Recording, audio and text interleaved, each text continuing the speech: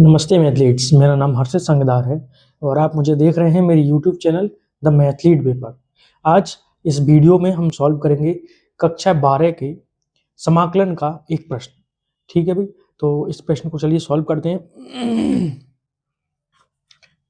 समाकलन कीजिए, ये हमें 2 प्लस साइन 2x और बटे में ये सब चीजें दे रखी है ना। हमें इसका क्या निकालना है, समाकलन निकालना है। तो हम करेंगे क्या, इसको हम आई मान लेते हैं। यहाँ पर मैंने क्या लिखा, आई बराबर, बताओ भाई क्या दे रखा है अंदर, 2 प्लस में साइन 2x और बटे में 1 प्लस में cos 2x और साथ में बेटा ये हम लगा देंगे ब्रैकेट e की पावर x और dx। ठीक है भाई। अब देखो ये जो समाकलन है इसमें हम पहले क्या करेंगे कि जो त्रिकोणमिति की ये सब चीजें दे रखी हैं हम इनको पहले हल कर लेते हैं, है ना, क्योंकि ये हल हो सकती हैं। तो यहाँ पर हमने क्या करा, ऊपर जो है 2 लिखा हुआ है, 2 लिखा रहने दिया। यहाँ पर देखो sin 2x लिखा है ना। तो sin 2x को हम कैसे लिख सकते हैं भाई बताओ। sin 2x को लिखने का तरीका हो सकता है, sin 2x का फॉर्मूला खोल दो। और sin 2x का फॉर्मूला क्या होता है भाई, तो मैं साइड में लिख देता हूँ। sin 2x बराबर 2 sin x और इंटू में cos x, यही है भाई। ठीक है, तो हमने sin 2x का फॉर्मूला खोल दिया। sin 2x बराबर 2 sin x और इंटू में cos x। अब नीचे देखो भाई, नीचे क्या है, नीचे दे रखा है 1 और प्लस में cos 2x। अब हमें cos 2x का ऐसा फॉर्मूला चाहिए जिससे कि ये वाला 1 कट जाए। तो देखो cos 2x के 3 फॉर्मूले होते हैं जिसमें से एक फॉर्मूला हमारा ये लिखा है। cos 2x बराबर क्या होगा, 2 cos स्क्वायर x माइनस 1। ठीक, तो अब हम क्या कर रहे हैं, यहाँ पर हम यहाँ पर वैल्यू लगा देते हैं इसकी भी। तो 1 प्लस में cos 2x की जगह 2 cos square x minus 1, bracket बंद कर दे रहे हैं, e की पावर x यहाँ पर लिख जाएगा और यहाँ पर समाकलन का चिन्ह लग जाएगा। और क्या रहेगा भाई, dx रह गया, मैं यहाँ पर लिख दिया। ठीक है, जगह थोड़ी सी कम है, dx लिख गया। अब जरा देखो यहाँ से ये 1 से 1 कट गया, ऊपर से क्या चीज कॉमन आ रही है भाई, 2। तो मैंने ऊपर से 2 कॉमन ले लिए, तो यहाँ पर क्या बचेगा 2 और साथ में यहाँ पर बचेगा 1 प्लस में साइन x और इंटू में cos x। नीचे से भाई बताओ, नीचे बचेगा 2 cos स्क्वायर x ब्रैकेट बंद, बाहर x और साथ में dx। अब जरा देखो भाई, ये वाले 2 से ये 2 कट जाएंगे।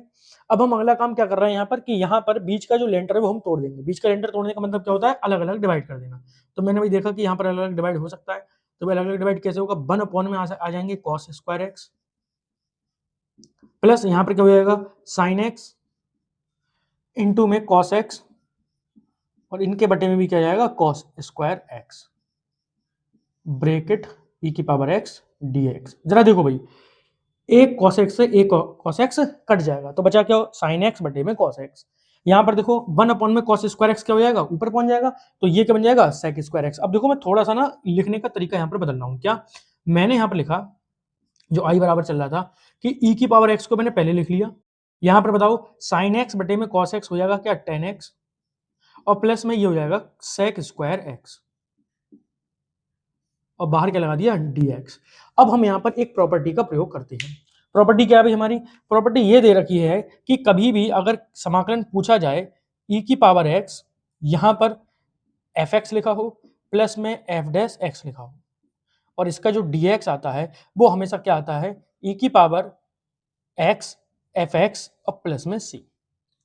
इसका मतलब क्या है वो समझो कि अगर कोई अवकलन हमें निकालना है जिसमें e की पावर x है और उसके साथ में ब्रैकेट में कोई एक फलन लिखा है और प्लस में उसका अवकलन लिखा है, तो उसका जो समाकलन आता है वो आता है e की पावर x fx आता है, यानी कि जिसका अवकलन दे रखा है वही आ जाता है।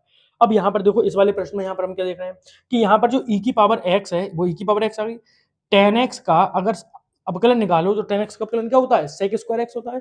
तो इसका मतलब ये fx है और ये क्या है f डैश x है। तो इसका जो समाकलन आएगा वो क्या आएगा, e की पावर x fx, यानी कि इसका जो समाकलन हो जाएगा i बराबर वो हो जाएगा भाई e की पावर x fx की जगह tan x और प्लस में c।